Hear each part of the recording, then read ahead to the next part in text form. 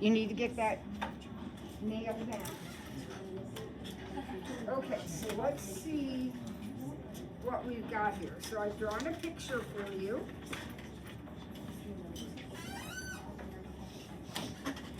And it's in quadrant 1, which is wonderful because that means I'm not going to have to worry about any negatives, right? Now, what do I know? I know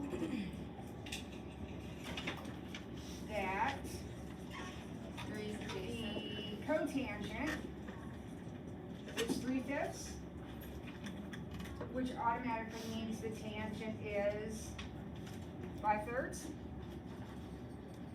right?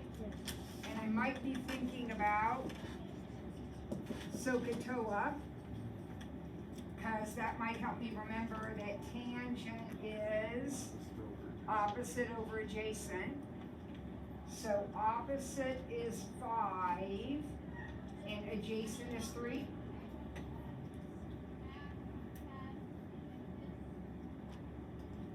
Everybody okay up to this point? So what do we need to do now? What do we always do at this point? We have to do the Pythagorean theorem, right? And this is our hypotenuse right here. So 3 squared plus 5 squared equals c squared. So 9 and 25 is 34. So c is the square root of 34.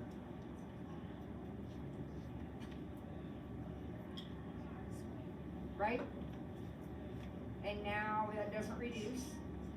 That does not break down. So now we can just start throwing stuff in. So sine is what? 3 squared root.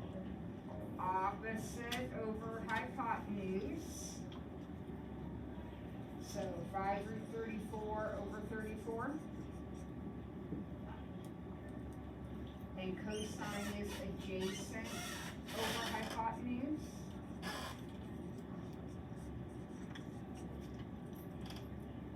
And then these guys are the flips of these guys. So cosecant is root 35 over, root 34 over 5. And root 34 over.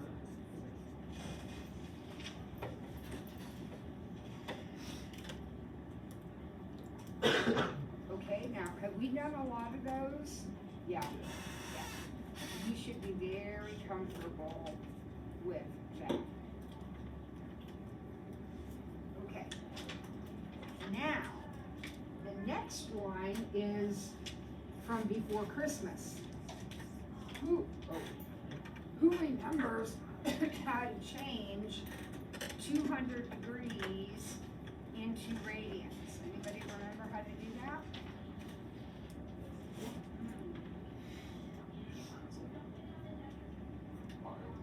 Yes, Zach, thank you.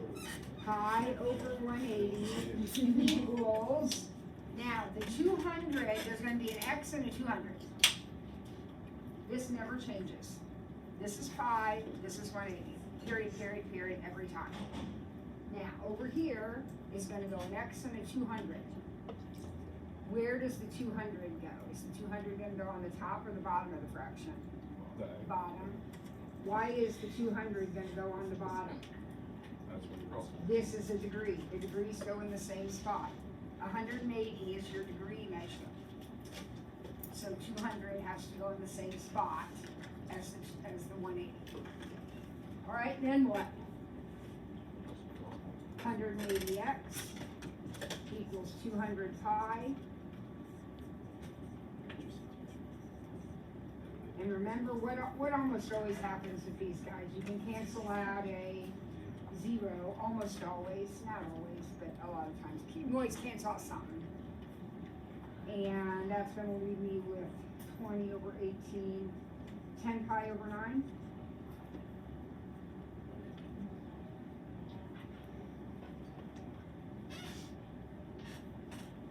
Now, what if this had been 300. Would anything change about the way I do the problem? Nope, just the arithmetic, right? Just the numbers would change. That's how you change a degree measure into a radian measure. And then finally, find the exact value of cosine pi over 3. Okay. So what might be the first thing? 180. So first thing you might want to do is change that into degrees. And since pi is 180, pi over 3 will be 60. So we're finding the cosine of 60. So we're going to draw this exact picture, but now my angle is 60.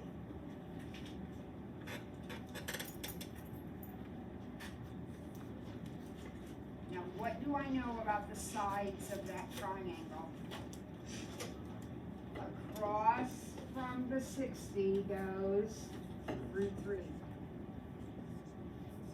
There we go.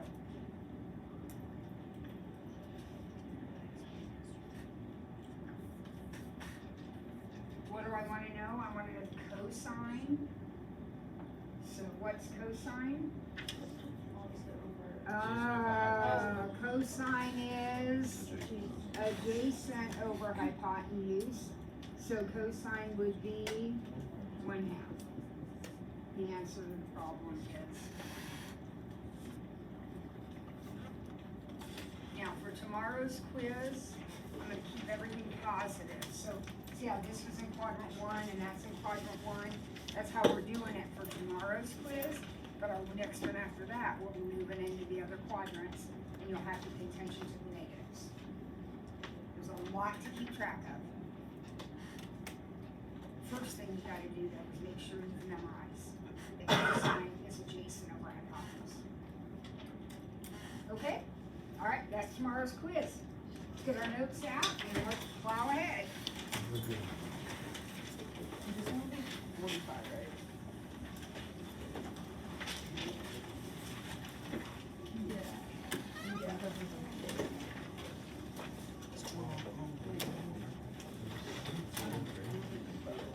How many questions on tomorrow's quiz? 3. And what are they gonna look like? Just like the practice quiz. Just like the practice quiz. Maybe in a different order,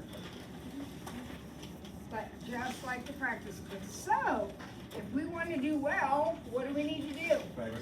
Practice the practice quiz. My, we know all the right answers. Now we just need to do it. Okay. All right, so we're ready for, still in 4-3, but we are going to finish 4-3 today. So this homework will be due Wednesday. We're ready to evaluate without a calculator. So sine 90, cosine 90, tangent 90. Problem number 6. And then we're going to do 180, actually negative 180.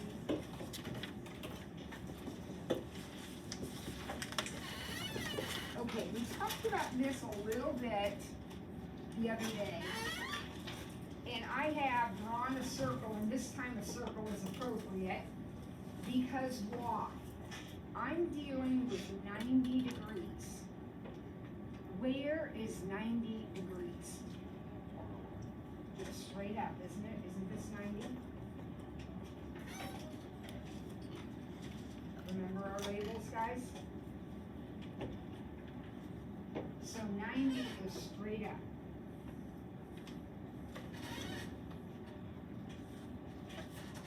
And if your angle is on an axis, you draw a circle.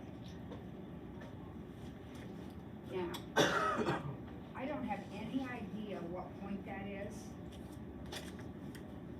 I need that point because I need to know what my x and my y are. Here's the great news. You can make it up. You can totally make it up. Whatever point you want to make that. Now, because it's where it is, would you agree that it has to be 0, something? You don't get to make that up, that's 0 for sure. But you can make this whatever you want.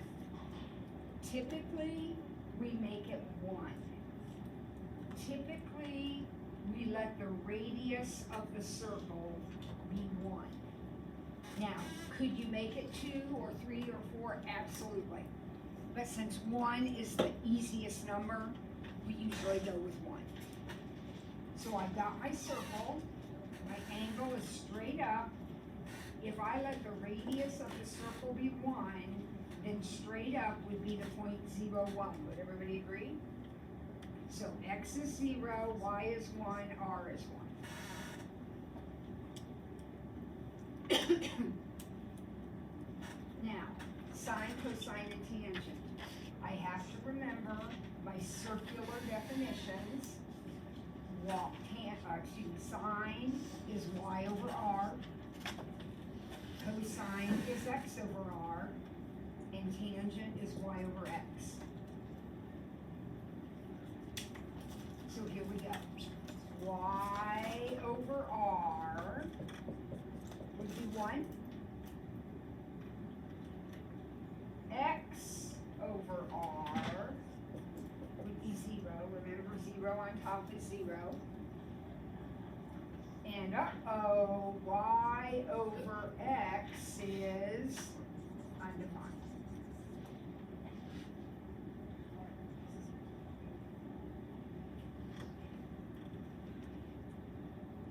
Now, let's see if we can do exactly the same thing for this one. Now, again, I've drawn a circle because where is negative 180? If you drew negative 180, wouldn't it be right here? Isn't this negative 180? It's also positive 180. Now I need the coordinates of that point. So let's let our radius be 1. It's just easier. So what would this point be? Here's the origin. If the radius is 1, this point would be negative 1, comma, 0. Think about it on graph paper. Wouldn't that be negative 1, comma, 0? So x is negative 1, y is 0, and r is 1.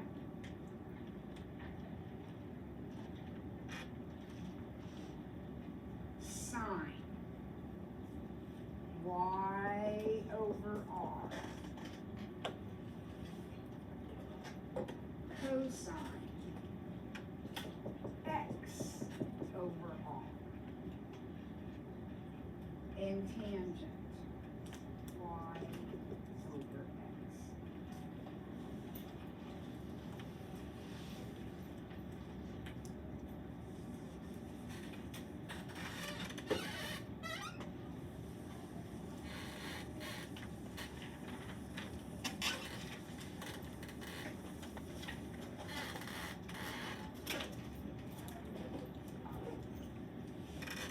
Pi over 2. What's 3 pi over 2? I'm looking at problem C. What is it? 270 degrees. So this time I'm doing 270 degrees. Where is 270? Straight down?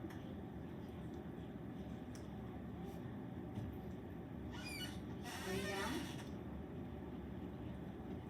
Now, I need that point.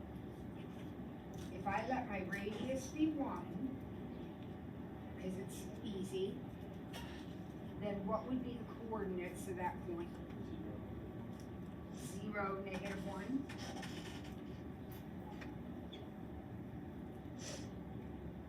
Straight down. So x is 0, y is negative 1. So here we go. Sine y over r. Cosine x over r. And tangent. Uh-oh. Undefined on the tangent.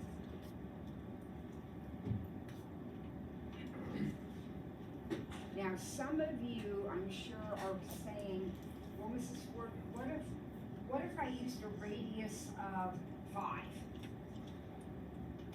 Won't that change those answers? No, it actually won't. If you use a radius of 5, then this would be the point 0, -5.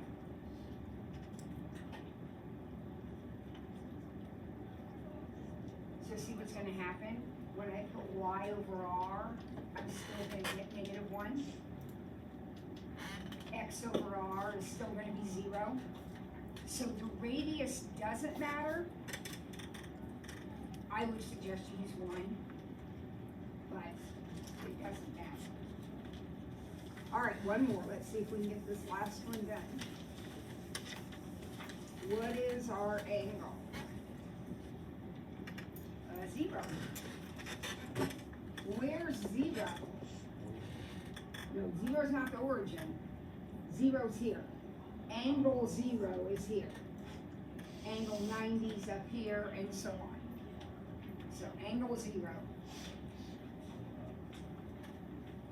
What are the coordinates at this point right here? If the radius is 1, then what would this point be? 1, 0. 1, 0. Look at a piece of graph paper. Count over 1 unit, that's 1, 0. So x is 1, y is 0, here we go. Y over r, x over r, and y over x.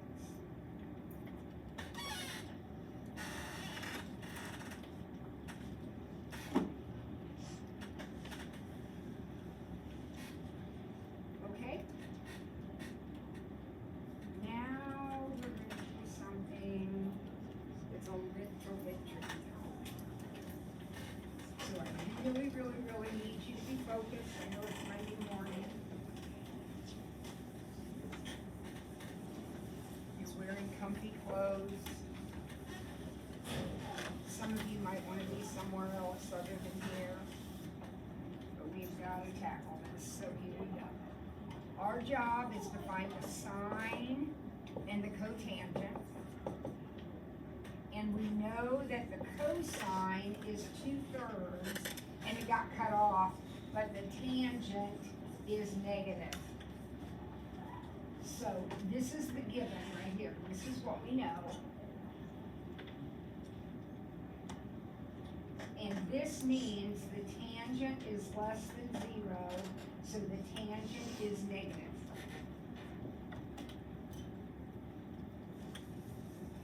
Now, what makes this problem tricky is you gotta figure out which quadrant you're gonna draw your triangle in. When I see this, I immediately think this. That's what I think. But what's the matter with that? The tangent has to be negative. And is the tangent going to be negative in quadrant 1? No. So, that is not the right picture. There has to be a triangle, either here, here, or here, where the cosine is positive 2/3, and the tangent is negative. Now, I just erased it, but what is your circular definition for cosine? Cosine is x over r. Now, keeping in mind that r is always positive, hypotenuse is always positive, doesn't this mean x has to be a positive too? Okay, it can't be in quadrant 1, we already ruled that out. Where else, not here, where else is x positive? 4. could I draw a picture in this quadrant and have the adjacent side be positive 2 and the hypotenuse be positive 3? Yes. And when I do my Pythagorean theorem, to find this side, won't that side have to be negative? So won't my tangent be a negative number? Perfect. All I need to do, I'm gonna be done as soon as I find that number. Okay, so Pythagorean theorem, here we go. This is the hypotenuse. So 2 squared plus x squared equals 3 squared. That's your setup for your Pythagorean theorem. A, B, C. So what's my x? Negative square root of 5.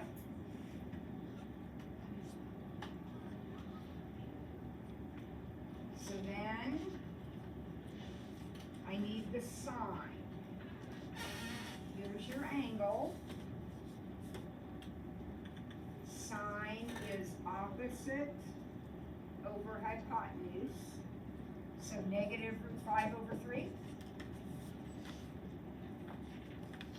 And cotangent is adjacent over opposite, negative 2 root 5 over 5.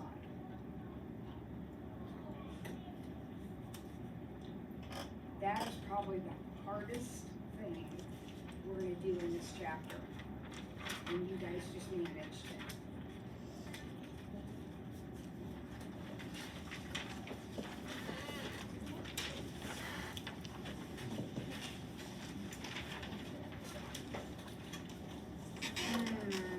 I'm not sure. I'm going to say 1/5. I'm not sure what that is, so I'm just going to say 1/5. Can anybody read it? I can't. Oh, well.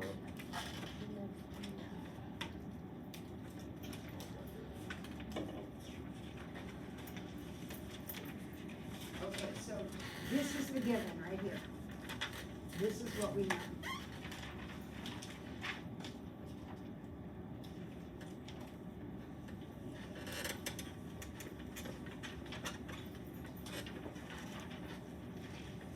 Now again, when somebody says to me, the sine is 1/5, I immediately think that picture.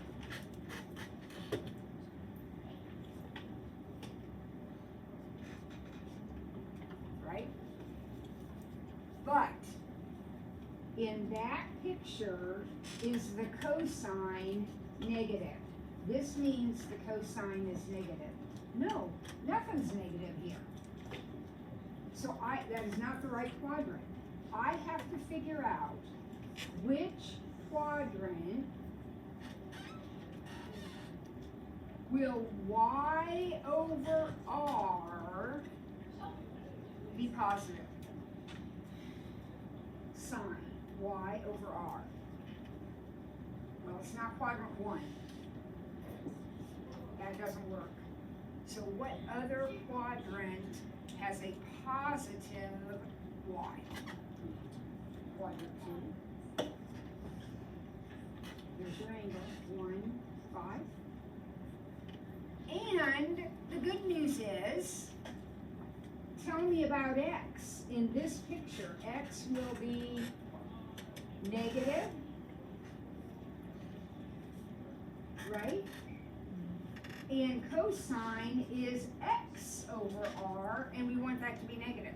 So there's where we are. We're in quadrant 2. So now we have to do our Pythagorean theorem. That's the hypotenuse. So 1 squared plus x squared equals 5 squared.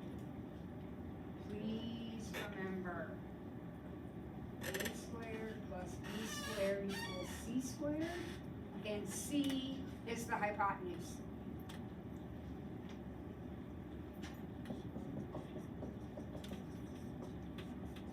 Uh-oh, we got another it breaks down. Anybody know what the square root of 24 is?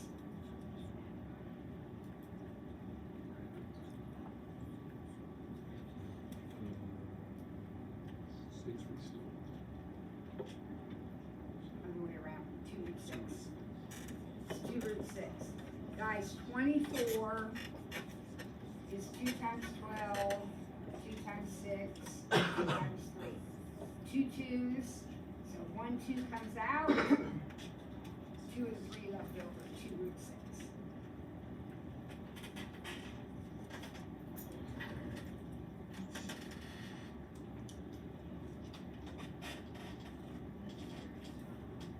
So now I need, I'm gonna put it on here. Now I need the secant and the tangent. Okay, so what's secant? Hypotenuse over adjacent.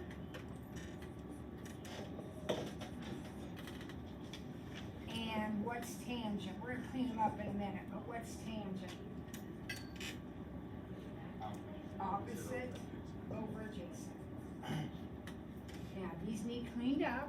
Obviously, they have radicals on the bottom. So to clean it up, both of them, we're just gonna have to get that root 6 up to the top.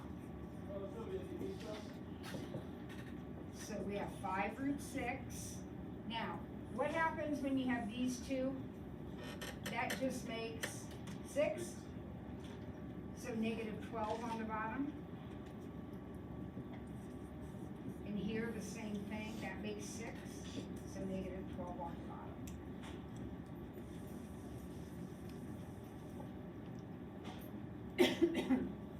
A little bit of arithmetic there, but don't get all panic about it. Take your time. You can handle that.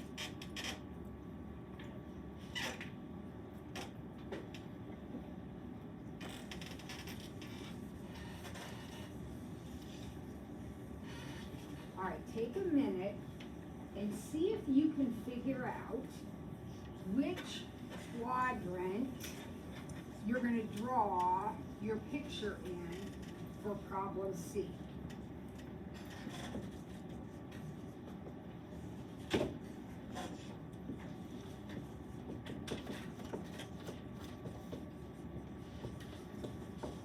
So you want the cosine to be negative, but you want the tangent to be positive, greater than 0, positive.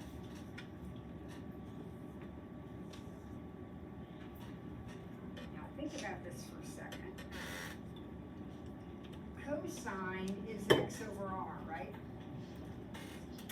So if cosine is a negative number, that means x has to be negative. Where does that happen? Where is x negative here? It could happen in quadrant 3. It could also happen in quadrant 2, couldn't it? Isn't x negative those 2? Okay, now, if you're in quadrant 2, x is negative, y is positive. If you're in quadrant 3, these are both negative, and that's positive. Now, which one do we want? We want our tangent to be positive. So these are the two options that we have from the cosine. Which one of these would have a positive tangent? This one? So our picture is in quadrant 3.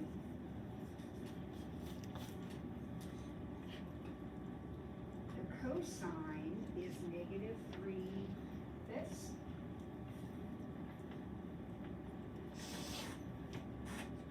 Adjacent over hypotenuse, x over r. When we call that r, we're thinking about having a big circle there. That would be the radius.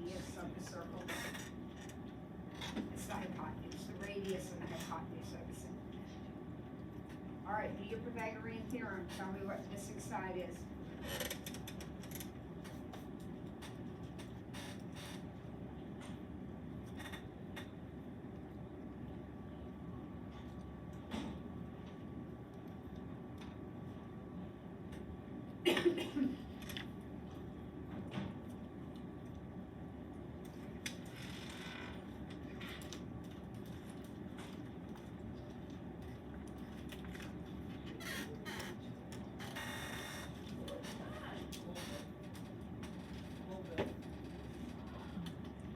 Anybody got it? What? 4. Be careful. It's actually going to be -4 because of the quadrant that we're in. But it is 4. 9 plus x squared equals 25. Okay, what's the tangent? Tangent is 4/3, y over x, opposite over adjacent, however you want to think about it. And cosecant, 5/4. Opposite, hypotenuse over opposite.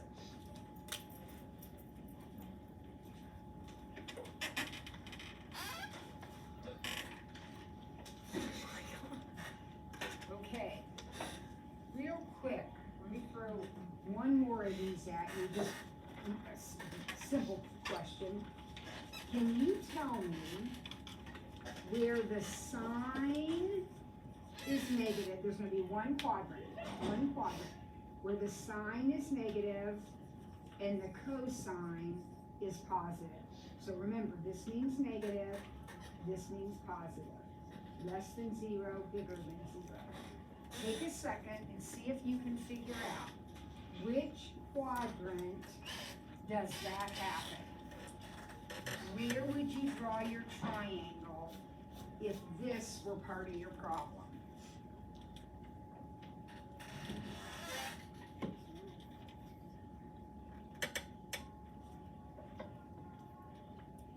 Now, if you're struggling, remember, sine is y over r. Where is y negative?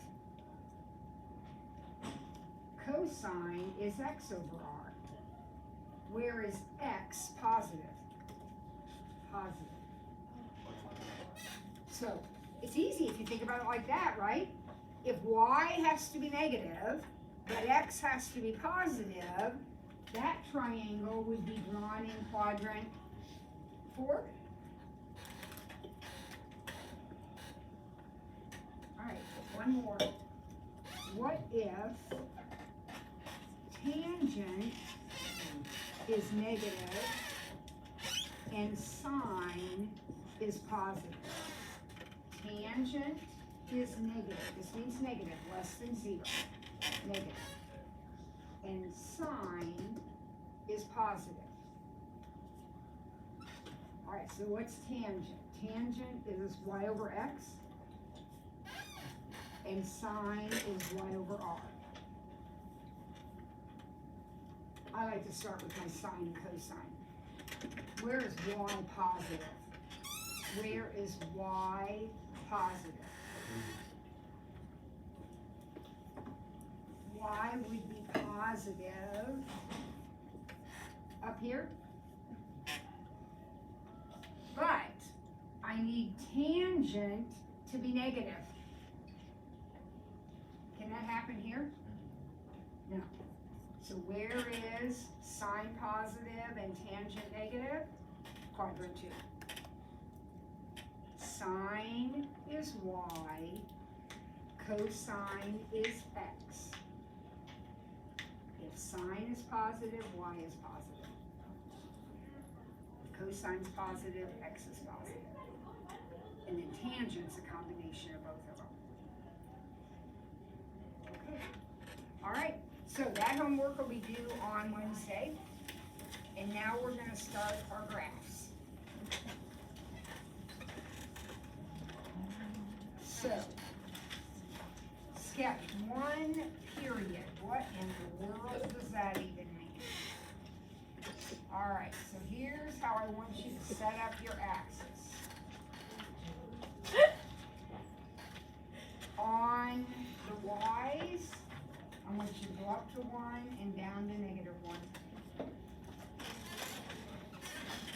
On the x's, 90, 180, 270, 360.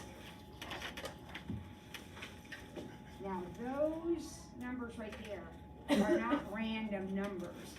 What are the 90, 180, 270, 360? Where did that come from? Where do we see those? Around our circle? Right? Okay. Sine. Wait a minute. This is a BFF. What does sine look like? Who remembers? It's a wave. And what's special about the sine? It goes through the origin. So we're going to start right here. We're going to come up here, here, here, and here. Connect those with a nice smooth curve. Put an arrow on each end, and that is your sign. It looks exactly like what you memorized, only now we have labels on it.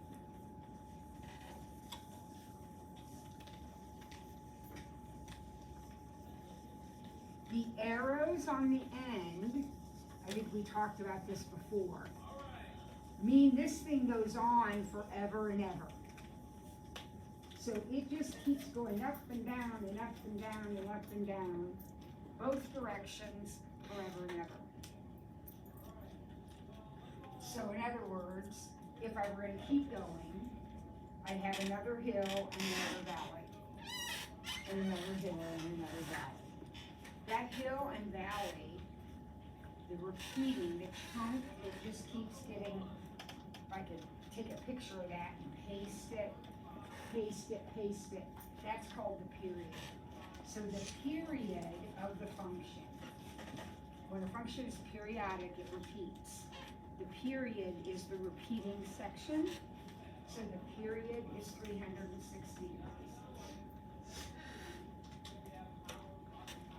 The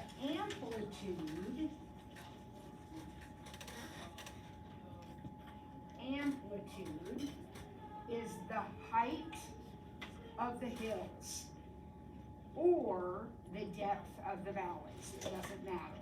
This is the amplitude. So the amplitude of a sine function is 1. You need to know that picture. That's on the back of your orange sheet. It's real easy though, especially if you remember your BFFs, because you remember that shape, and all we've done is assign labels. Now, what about cosine? Well, what do you remember about cosine? Isn't it the same shape? Except what? It starts at 1, yep, exactly. It starts up here. Now, the labels are all exactly the same. The only thing that changes is where we start.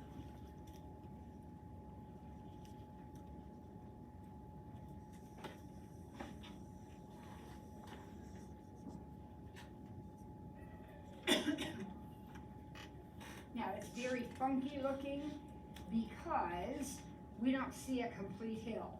The hill got cut in half. So half the hill's here and half the hill's over here. But would you agree that if we continued that going, wouldn't it look just like a sign? Shift it over. What is its period? 360. It's the same curve, folks. Same curve, just shifted. What's its amplitude? How high is it? 1. The normal period and amplitude of the sine and cosine are 360 degrees and 1. Now, in a couple moments, we're gonna mess with that. But those are the normal, period and amplitude. All right, now the tangent.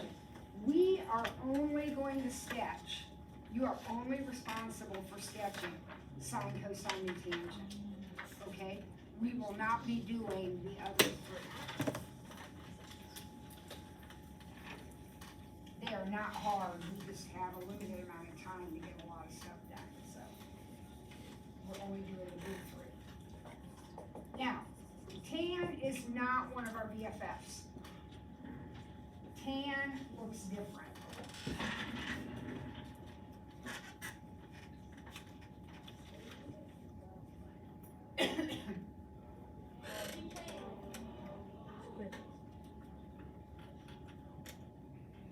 Tangent. Remember some of those problems we were doing earlier? We kept getting undefined. Tangents are undefined some places, and every time the tangent's undefined, it has a vertical asymptote. Sine and cosine have no asymptotes. They are defined always. They are never undefined. Sine and cosine will always exist. Tangent is undefined periodically. So we have an asymptote at negative 90, an asymptote at 90, and then we draw a little squiggly line that goes right up through the origin. That is one period of the tangent. Now, I don't want you to get confused, so you don't need to add this on, but it keeps going forever and ever, just like the sine and cosine do. It just keeps going forever. Its period, though, how far is it from negative 90 to 90? That's one period of it. How far is that from negative 90 to 90? 180. So its period is 180. And it has no amplitude. Because what did I tell you the amplitude was? The height? Or do tangents have height? No, what do? They keep going forever. So there is no amplitude. No amplitude. Undefined. No amplitude. Doesn't exist. Those are your three basic curves. Those are the shapes that you are responsible for knowing.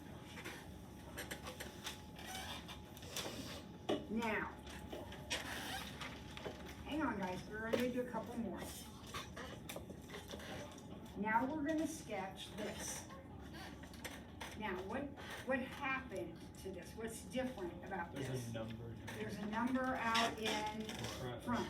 Anybody remember what the number out in front does to the picture? No, it's not. No, it goes left, it goes left. It's, It yeah, goes left. positive. Anyway, that's on the end. It goes, it's up. No, it's not. No, because there's a plus at the end. It's You're not right, actually it's gotta be a shift. It flips it. It's a shift. This is not a shift. A shift would be a plus or minus, okay? So if we put a +2 on the end, that would give it, what does timesing it by 2 do? It flips it to like the bottom, like flips it over Nope. on the It bottom. would do that if it were negative. Then it It moves. multiplies the height by 2. It makes it twice as tall. Okay? Makes it twice as tall. So, this is a sine curve. Normally, it would go up to 1. This one is going to go up and down to 2 and negative 2. These haven't changed. The 180, the 2 doesn't change these numbers at all. The only thing the 2 does is multiply the height, which now we are calling amplitude. So you have your exact sine picture, same one you drew a minute ago, except now it goes up to 2 and down to -2. So its amplitude is 2 now, and its period is still 360. Remember, a number out in front multiplies the height. That's the only thing it changes. It multiplies the height.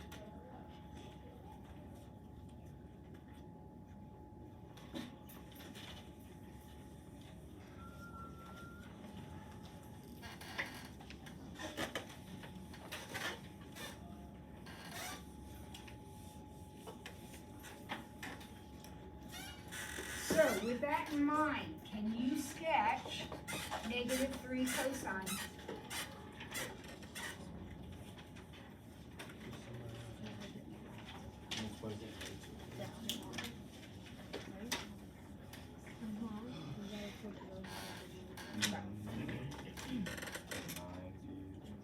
Yeah, 90, 180, 270, 360. That part doesn't change. Because the only thing that changes is the height. What does the negative do? Makes it go like. It's upside down, right? So remember, this is a cosine, and it normally would start up here, but we're upside down, so it's gonna start down here, Ooh, that is good. and then it comes up to this point. Okay, so look at where I put my dots, guys. So here's my first dot. My next dot goes right here. My next one goes clear up here. And then here. And then here.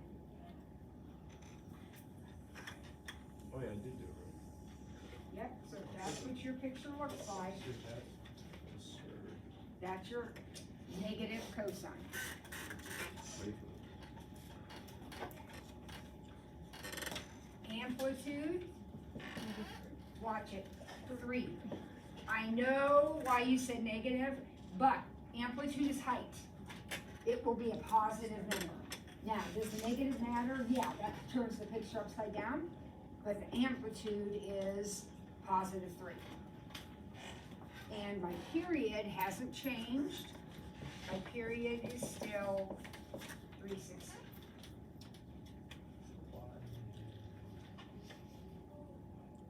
What?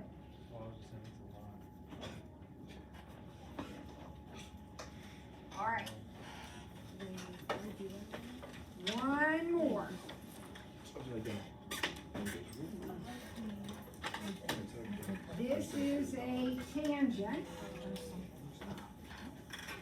But what have we done to our tangent? Let's go like down this time. We have tipped it upside down. So remember, your tangent has an asymptote at -90 and an asymptote at +90, and it goes through the origin. Normally, it looks kind of like a cubing function. But this time, it's upside down. It looks like that. What is its period? 180. That hasn't changed.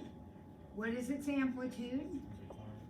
Undefined. There is no amplitude. Tangents do not have amplitude. In fact, fun fact, either the cotangent, secant, cosecant, the only functions that have amplitude are sine and cosine. All right, so tomorrow we'll graph some more.